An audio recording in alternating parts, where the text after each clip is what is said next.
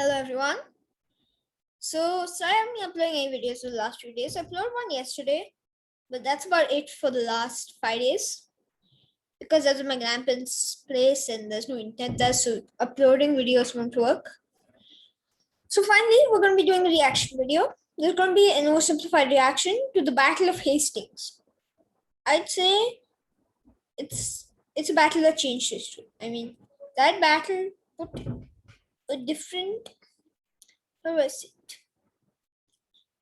different I don't know how to say it, but it just put a different type of it just put different people and culture on in power in England, and that changed history for England and pretty much the world. So we're going to be looking at the Battle of Hastings, simplified. So yes, let's start. This video was made possible by skill. Sorry, I need to increase the volume. I normally keep my volume pretty low, but I have to increase it. Yeah. Skillshare, an online learning community with over 17,000 classes in just about anything you can imagine. Keep watching until the end of the video to learn how you can get your first 2 months for free. England in the Middle Ages. The sun is shining, the birds are singing, the children are playing in the village square. What a wonderful time to be alive. Hey, you're... I won't say that. That's the wrong spelling of dysentery. It's dysentry.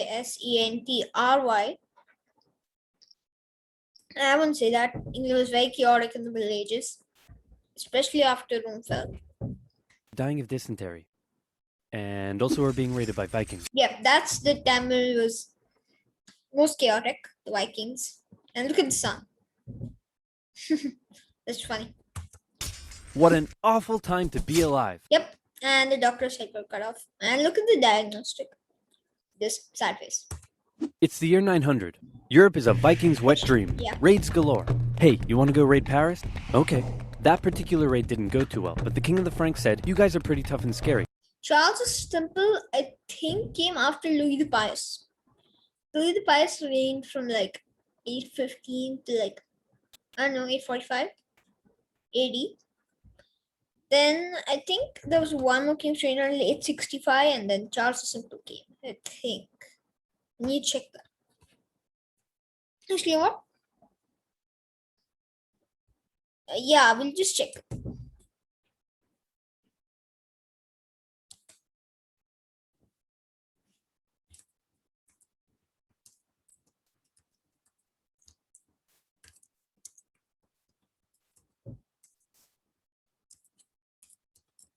Family tree, I just want to check because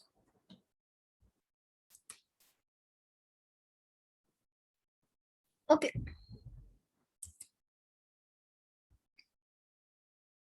No, I don't want to quit. I want to see the family tree. Charles Martel, yes. Charles the Hammer.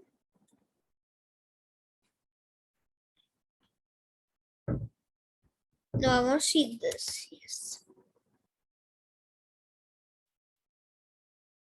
Charlemagne. Then wait. Where's Charles the Simple? That's rather odd. Doesn't show Charles the Simple here. Charles Martel, Pepin the Short, Charlemagne. But then I can't find Charles the Younger. I believe was Charles the Simple. But where's Louis the Pious? I don't know. I'm not sure about that. Yeah, I'll just close off that for now and go back to the video.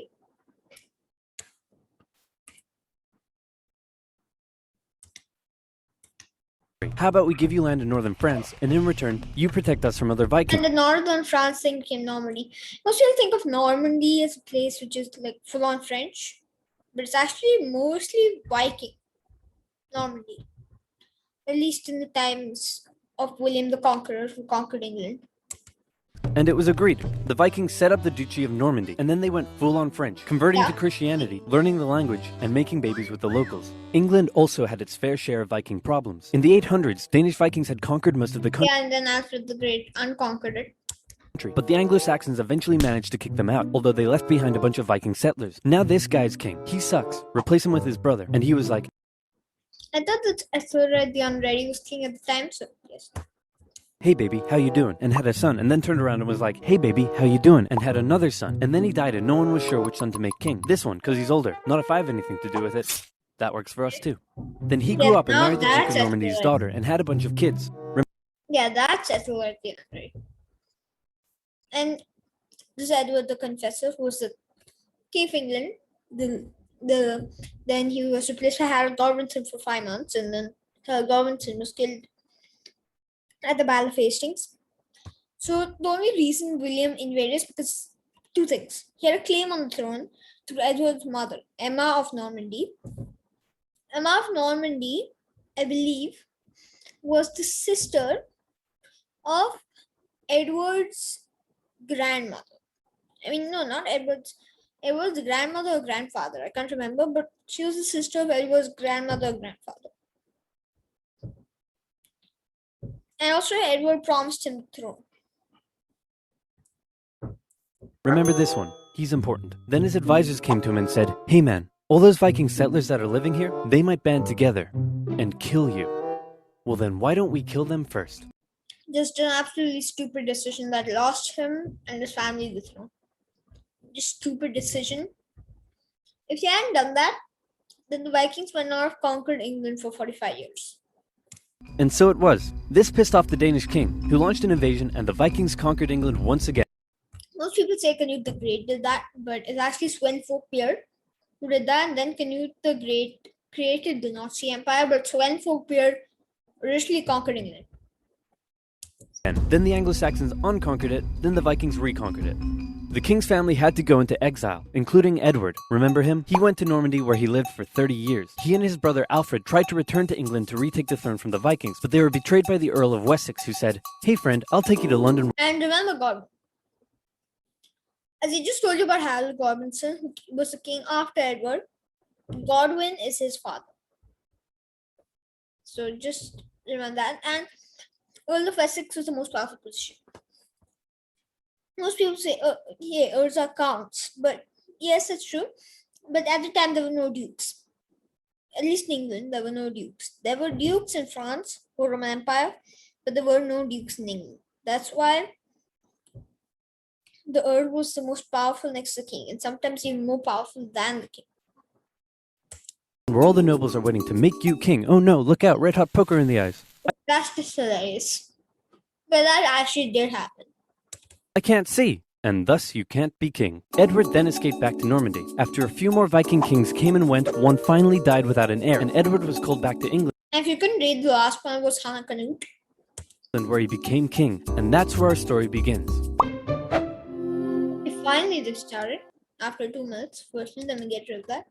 And now Here's the thing about becoming a king in the Middle Ages. Often your entire country won't support you at first. You can be vulnerable to rebellions, and it's up to you to take control. Fortunately for Edward, there was already a super powerful guy who had Godwin, the Earl of Essex, was the super powerful guy who gave the red hot poker to his brother. a lot of control over England, and if Edward could get his support, then England would be his. Who is this guy? Oh, piss, it's the guy who gave my brother the red hot poker in the eyes. After an awkward moment where Edward exiled Godwin from the country, he eventually had to give in and let him keep his earldom, possibly after Godwin gave him a bunch of gold and said he was very, very sorry. King Edward also married Godwin's daughter. Then Godwin died. So now they made Godwin his father-in-law, but then when Godwin died, Harold Godwinson becomes his brother-in-law. And his massive fortune was passed down to his sons, who all became earls. In particular, this one became the new Earl of Wessex. Harold Godwinson was now King Edward's brother-in-law. He was a close advisor to the king, a brave warrior who had proven himself in battle against the Welsh, and in many ways he was almost like a co-king. Uh-oh, Edward got old and he's on his deathbed. Yeah, then Harold makes himself king the same day Edward's funeral. And normally takes months. Like 3 or 4 months after the king is buried, they normally crown the next one. But he rushed and got crowned the day Edward was buried. So that's one of the reasons that led to his downfall. We had just given the throne to William instead. Possibly for religious reasons, or maybe because he wasn't happy about having to marry her, he didn't boink his wife, and as a result has no kids, meaning there's no obvious heir to the throne, meaning I'm gonna be king. He does have a grandnephew, it could be him. Yeah, true. It could be him. No, let's go with me. Yeah, he didn't actually say that because in Old English, that's not there, but yeah. Just one problem. I mentioned that Edward's mother was a Norman. Edward grew up in Normandy, and he had a lot of Norman friends. Yes. The current Duke of Normandy was William the Bastard. Why was he called the Bastard? Because he was a bastard. One day, his father was sneaking out of his castle when his advisors said, "Where are you going?" To the tanner's shop? Why? To get a tan. But that was Tanners don't give tans, they give leather. a lie. Firstly, because tanners give you leather, not tans, and secondly, because he was really going to see the tanner's daughter. One thing leads to another, and out comes baby William, born out of wedlock. Thus, an absolute bastard. His father died when William was 7 or 8, and he became the new Duke. He spent most of his childhood narrowly avoiding assassination, which probably turned him into the big balls tough guy he's remembered as. Yeah, true. He is remembered as that. I don't live in England, and I don't really know much about English history. But I do know a bit, and one of the areas which I really like learning about English history is the War of the Roses, which takes place all because of Edward III, who's descended from William the Conqueror, and Edward the Confessor through Alfred the Great. Well, Alfred the Great came before him, but he is descended from Edward the. Well, not from him, but still, he's descended from one of his ancestors. Today, in 1051, the town of Alençon tried to rebel against him, and the townspeople beat on dead animal skins Wow. as an insult to his commoner mother. William was furious, and he responded by, well, let's just say, Oh my god. He chopped his arms off. Oh my god. wasn't pretty. That's the kind of guy we're dealing with here. William and Edward were good friends, and Edward allegedly promised that William could have the English throne after him. He promised many people. He promised Hal Godwinson and William. That's what leads to the Battle of Hastings. A decade later, Harold Godwinson even visited William and pledged an oath to him over holy relics, promising that William could be the next king of England. Although it's possible Harold only did it because William was holding his Yeah, true. He did it for that only. family hostage. So when William heard that the king was on his deathbed, he said, "Hooray, I'm going to be king." So now you have two extremely powerful men who both think they're about to become the next king. But wait, this Harald Hardrada, King of Norway. guy is the king of Norway. He spent most of his life as a warrior for hire, fighting for whoever would give him the most gold. You name a place, he probably fought a war there. Poland? Yep. Estonia? Yep. Against pirates in the Mediterranean? Yep. So I'm just eating pizza while watching this. But pirates in the Mediterranean, yes. Even the Norse kings, Vikings, on the Iberian Peninsula, where Spain, Portugal are.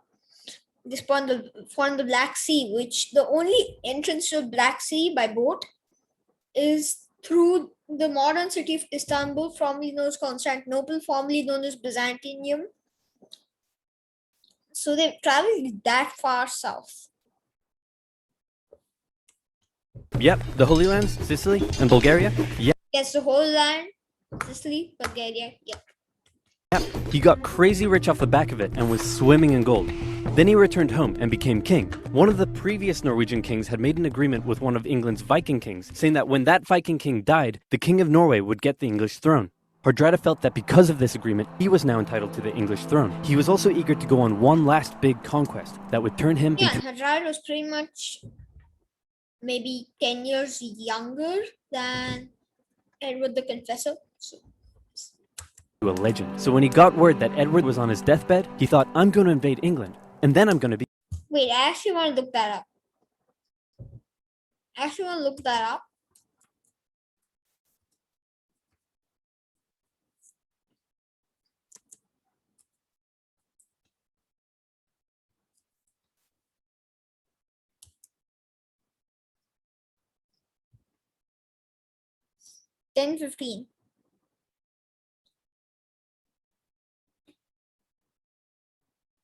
10:15. Now let's search Edward the Confessor.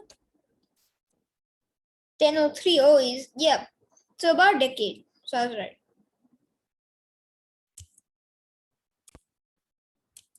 Be king. So now we have three extremely powerful men who all think they're about to become the next. Yeah, but you'd say Harold's the most powerful because he's a king. But territorially, the size is slightly bigger than William's Duchy of Normandy. But William's Duchy of Normandy is also slightly bigger than Godwinson's Earldom of Wessex. So, but William was most powerful militarily. He had the best cavalry, archers. But the only reason Hadrada lost, he was more powerful than Godwinson. But the only reason he lost is because his men weren't ready for the battle. They weren't wearing their armor. Next king of England, and that means somebody's probably about to get hurt. Yeah, wait, let's go back. Yeah, so Hadrada and Godwinson both die. William's only one survives of these three, so yes. Who all think they're about to become the next king of England, and that means somebody's probably about to get hurt. Back in England, Harold Godwinson is watching over the dying King Edward. Suddenly, he comes out with a shocking announcement. Hey, everyone, gather in. That's it. Come closer. Don't be shy. Okay, so I've got bad news. The king is dead. I know, very sad. But good news. He said that I should be the next king. Yeah, and Edward was a pretty good king first time. The only mistake he made was to promise multiple people the throne. So, hooray for me. And, oh yeah, he said that if he once told anyone else they could be king, that he doesn't like them anymore, and they should just stay in Normandy. And also he said that no one should ask any further questions. Wait, sorry? Okay, good talk. Yeah, so he knew that William would come for the throne. Godwinson knew that. He knew Edward promised it, and he was trying to diverge William from that as much as physically possible, so he could hold on to his throne. I know I make a lot of things and pause the video so many times a minute, but yeah, I have a lot to add. Talk. Go do whatever it is you do. How? Usually it took months of preparation to crown a new king, but Harold rushed it, and he had himself crowned the same day King Edward was Yes, I mentioned this 3 minutes ago. He was crowned same day Edward was buried. buried. In Normandy, William's advisors came to him and said, "Hey, Big Willie, bad news. Hey, Big Willie. Harold Godwinson has taken the English throne." And William was furious, so he sent an envoy to Harold who said, "William says you stole the throne and demands you immediately return it to him." Let me think about that. No. He said, Yeah, no. If you're a king, someone gives you a demand, and you're a king while he's only a duke, you're 100% going to be like, no. "No, that bastard. Wait, I thought you were the Yeah, bastard." he's the bastard. Dude. Uncool. Haha, uncool. William immediately began gathering his armies together and preparing for an invasion of England. Now, killing a king was generally frowned upon in old-timey Europe because they were considered to have been chosen by God himself. Yeah, they were considered to do that. But he needed the Pope's blessing so that God could be on his side. So back in Normandy, William had to get God on his side. He needed the Pope's blessing for his conquest. So he went to the Pope and Wow, this is the exact thing I said. said, "Godwinson made an oath to me over holy relics, and then he usurped the throne. Can I kill him?" Sure, why not? So the Yeah, and the Pope at the time, if you saw my the reaction to the bucket video, the Pope at the time was a very weak, corrupt little figure. And they were also trying in the struggle with Holy Roman Emperor, but that came 150 years later. The Pope gave William his blessing, meaning William now had God on his side. Everything was ready to go. Just one problem. The wind. It was blowing the wrong way, and William had to wait with his army in Normandy, while Godwinson waited with his army in the south of England. They waited, and waited, and... But why does everyone have Harold Robinson's same mustache? waited, and then William said screw it and sailed for England and got shipwrecked because the wind was... Yeah, he was almost killed with a shipwreck. blowing the wrong way. So then he decided to keep on waiting. They waited for 2 months and the wind never changed. Eventually Godwinson got bored and also ran out of food for his soldiers. So he sent them all home and he... If the wind's moving south, always further north than England, pretty much kind of obvious what's happening. Hadrada is sailing down from Norway to England. returned to London. The south coast was undefended, and all William could do was keep waiting. While the northerly wind kept William in Normandy, it was carrying Hardrada and his Viking Yes, just as I said. army to England. Hardrada landed near the old Viking city of Yes, York was founded by the Vikings. York and defeated a regional army led by the northern earls, and York surrendered. When Godwinson heard about this, he must have been pretty upset. He had just disbanded his army, and now he had to gather them all together again and That's true, and some of the men decided not to come back. march all the way north. He made the exhausting journey in just 4 days, which is crazy. Yes, but if you put down a modern sense, 4 days, pretty quick still. If you want to traverse half of England, 4 days is still pretty quick. But if you go with how Napoleon used to move, he used to move this fast in 3 days, or maybe even 2 days sometimes. So Napoleon was much quicker. I'm just saying that's a comparison to Godwinson. Crazy quick, and he caught the Vikings off guard and unprepared for battle. Yes, see, I just told you, they weren't ready. Look at them, they're not in formation. They're like this, and they should be in formation. If they weren't formation, 100% Vikings will have won. Let's see how many he has. He has 12. Well, you have 1, 2, 3, 4, 5, 6, 7, 8, 9, 10. He actually had less men. I said he had a better army because most of his men had really good armor and weapons, but he had less men. That's why. And you can hear some noise. That's just some background noise. The two armies stood on either side of the river Derwent. Legend says that a berserker Viking Wait, what? What river? I mean, I didn't hear that clearly, but I couldn't hear which river he said. single-handedly held the only bridge crossing Yes, only one Viking against like 1,000 men. the river, dodging arrows and fending off attackers, until some English soldiers got under the bridge in a barrel. Wow, okay. In a battle, wouldn't the battle have flipped? I mean, that should just hurt. I would stand there, but as soon as I saw them going under, I would just jump back and run straight back to... And gave him the old spear in the jewels. This gave the Vikings Yeah, and the bridge was exactly like this. There were some gaps here and there. Not like modern bridges as we normally know. enough time to form a shield wall, but because they'd been caught off guard, Yeah, most of them weren't wearing their armor. Look, no armor, no armor, no armor, no armor. But only armor. 3 with armor, 4 with no armor. So that tells you that most of them weren't even wearing any armor. many weren't wearing their chainmail and armor, Yep. and the English eventually defeated them, killing Hardrada, and with him bringing Yeah, the Viking age in England to an end as soon as Hardrada was killed. As soon as the battle ended, Viking age in England done.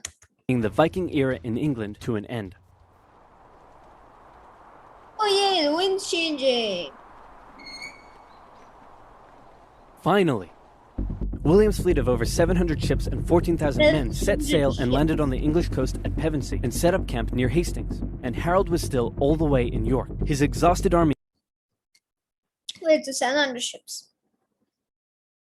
He was most probably carrying like 200 men per ship. I feel that's a little less, but for medieval ships, that's a pretty good amount.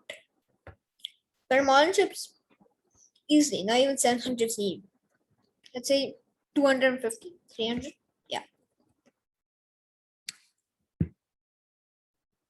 after their battle with the Vikings. Harold made it to London and considered just staying there and waiting for William to come to him. But William forced Harold's hand by If he actually stayed there and waited for William to come to him, I'd say he might have won. burning down a bunch of villages. Harold's army set out and met William's on the 14th of October, 1066, and both sides prepared themselves for the Battle of Hastings. The English were on a hill, so they decided to Yeah, they stayed there. The only reason I won't tell it now. I'm sure he'll get to this. I won't tell it now. If he doesn't get to this, I will tell later. stay there because it was a good defensive position. The Normans approached, and the two sides probably spent a while yelling at each other. Yeah. William and the They must always spend like half an hour to 45 minutes yelling at each other. Normans had a few tactical advantages over the English. The first were the archers. Archers. The Normans sent volley after volley of arrows at the English. But the archers weren't effective. The English were on a hill. English had shield wall. The archers weren't that effective, but they did create a few small gaps in the shield wall, who formed a shield wall in defense. Then William sent his infantry up the hill. The English threw anything they had at them, and the Normans couldn't break through. What's that? Is that a cat? Wait, let me see. Then William sent his infantry up the hill. The English threw anything they had at them. Cat, pizza, and knacks. They most probably didn't throw cats, or they might have thrown the axe. 100% not pizza. Pizza was even invented, I believe. Yes. And the Normans couldn't break through the shield wall. Then the Normans' next tactical advantage came into play. Cavalry. William sent his cavalry up the hill, but even they struggled to break through the shield. I mean, why don't you just break your line, like move this front line to the side, and immediately just charge up the hill and flank them from behind, and then take the cavalry on this other side, and then pretty much just encircle and destroy the army. That's a much better idea. Shield wall defenses. Wave after wave of infantry and cavalry came, and Harold knew all he had to do was let the Normans exhaust themselves and he would win. But then something a bit strange happened. It's possible the Normans incorrectly believed William had been killed. Maybe they lost their will to fight against the shield wall, or maybe it was an intentional deception tactic. But suddenly, yeah, I'd say they lost the will to fight against it. The Norman forces turned and ran away from the English. Believing they had won, the English broke their shield wall and chased down the retreat. Wait. Harold just Able to fight against them and away from the English. Believing they had won, the English broke their. Harold didn't actually want them to break the line. Harold Robinson wanted them to stay where they were, and he knew if they left, pretty much they'd lose the battle. If they stayed, they'd win the battle. Oh, wait, sorry. Their shield wall and chased down the retreating Normans, who then turned around And encircled them. Encircled the English troops and cut them down. In the chaotic fighting that followed, Harold Godwinson was killed, the most popular theory being that he took an arrow in the eye. Yes, but Harold Robinson also was, his two brothers were killed like, I don't know, 15 seconds before he was. His brothers were cut down by Normans a few seconds before he was killed himself.